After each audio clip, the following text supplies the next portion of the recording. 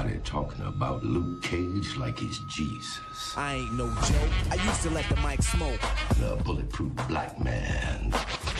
For the hard rocks, he's a ghetto boogeyman of their nightmares. You can get a smack for this. Really, guys? You gotta know we tried, man. I ain't no joke.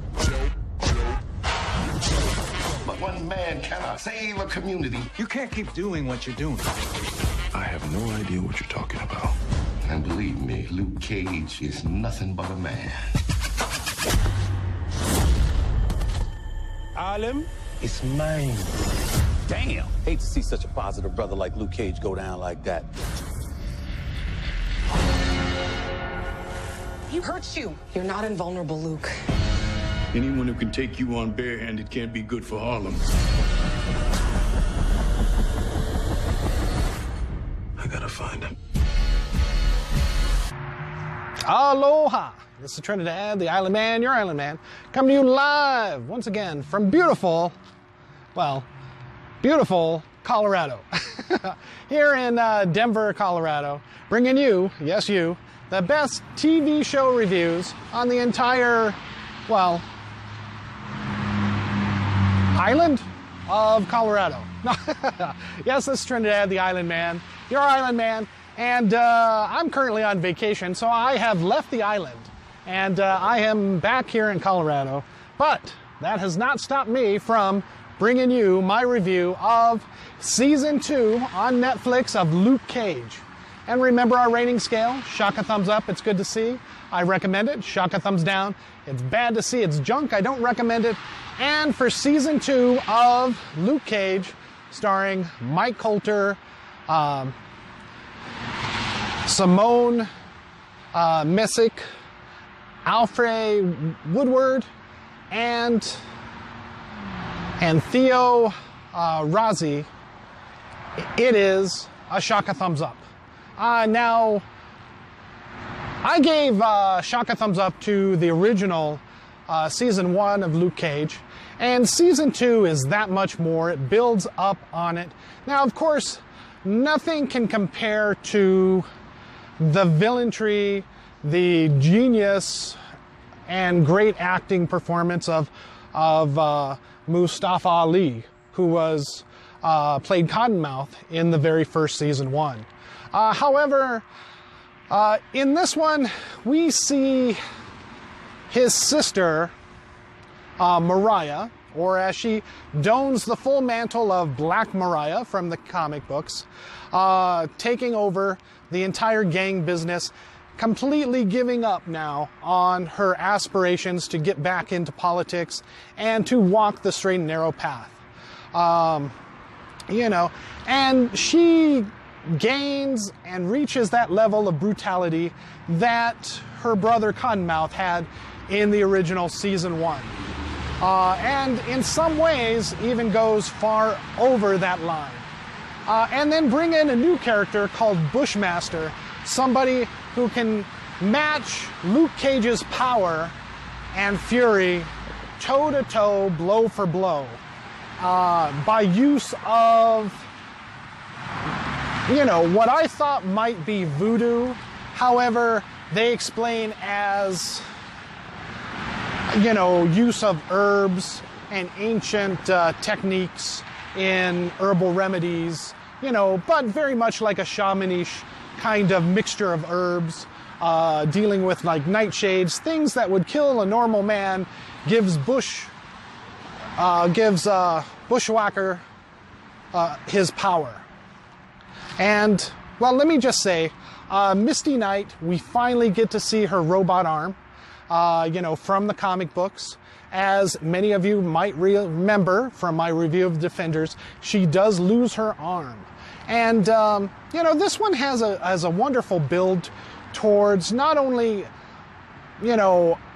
Mariah embracing her villainry, but also Mike Coulter as Luke Cage embracing his hero. Full on.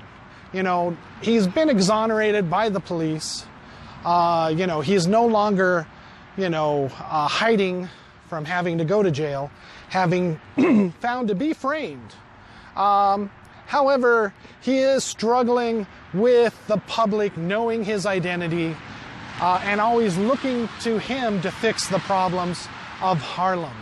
And it is under this pressure that even the unbreakable man begins to crack, in that he pushes Claire away and she is forced to leave him. The night nurse, if you remember some news articles talking about Rosario Dawson's character, she's pretty much done with all of the Marvel shows now, having been that person who jumps between every show and kind of ties it together.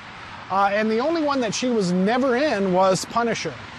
And it doesn't look like she'll be in season 2, as she has pretty much retired from these shows so that she can, raise her daughter in real life.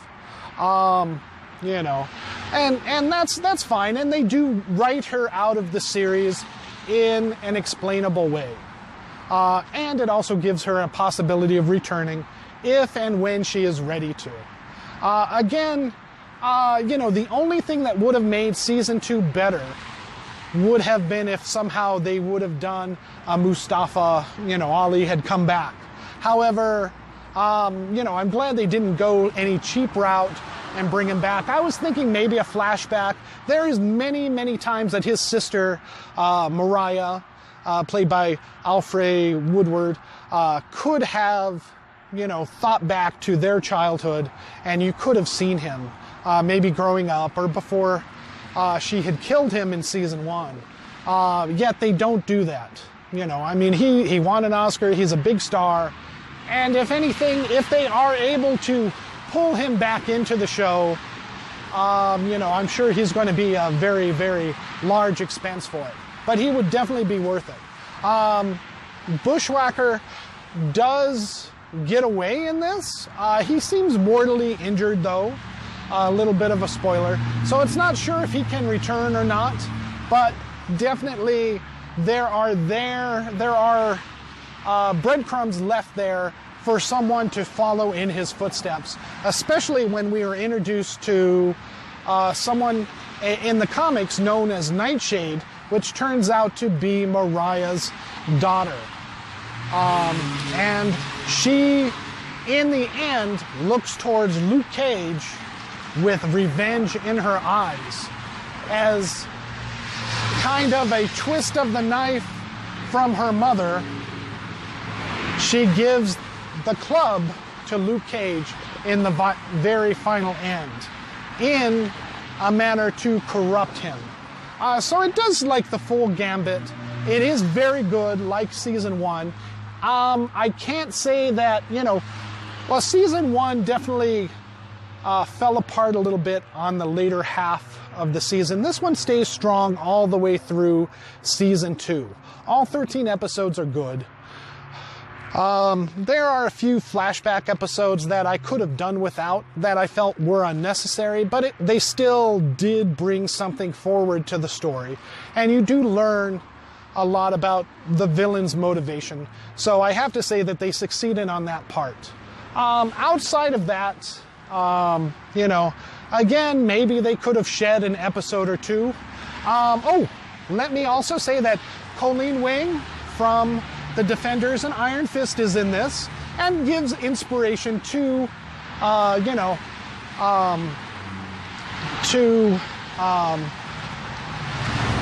to the police detective, Misty Knight, who, in the comics will eventually team up with her to fight crime on the streets. And she continues to do so and actually helps out Luke Cage, as she does get her bionic mechanical arm from the Rand, company, Iron Fist company himself, Daniel Rand. And he does make an appearance, and he does not bring down the show at all. They use him only in one episode, and it is very sparingly.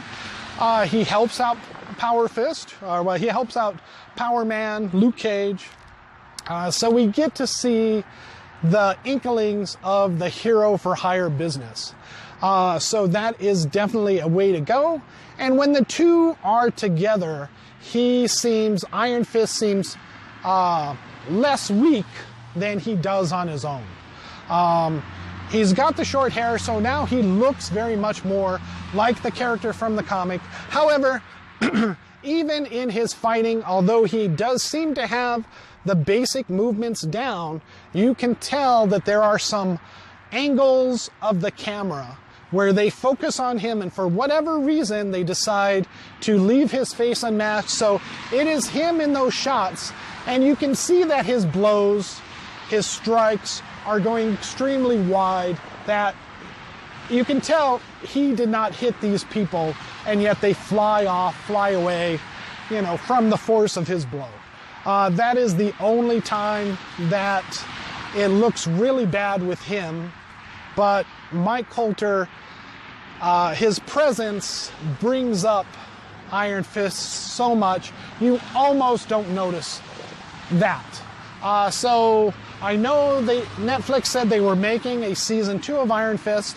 I only hope that it is very much combined with over half the stories being of Heroes for Hire, and we see Luke Cage in the majority of the Iron Fist episodes, because he can't do it alone. I'm sorry. But again, for season 2 on Netflix, go ahead and check it out. A strong shaka thumbs up, especially if you loved the first season or loved the first half of the first season of, you know, Luke Cage. You won't be disappointed with this one. It is good. It is fun. Again, I'm on vacation. I have not seen Jurassic Park yet, or Jurassic World, but I will, and I will get that review to you. But I was able to take some time out this weekend and enjoy Luke Cage, which I highly recommend to you with a shaka thumbs up. Go ahead and check it out if you can. If you have Netflix already, great. If you want to do the trial and binge on all of the Marvel shows, watch season 1 of Luke Cage. I would recommend season 1 of Luke Cage, The Defenders, and then season 2 of Luke Cage. But you could do just season 1 and then season 2. But definitely check out season 2 when you have the chance. All right, thank you so much. This is Trinidad, the Island Man, your Island Man, off island, here in beautiful Colorado, saying aloha.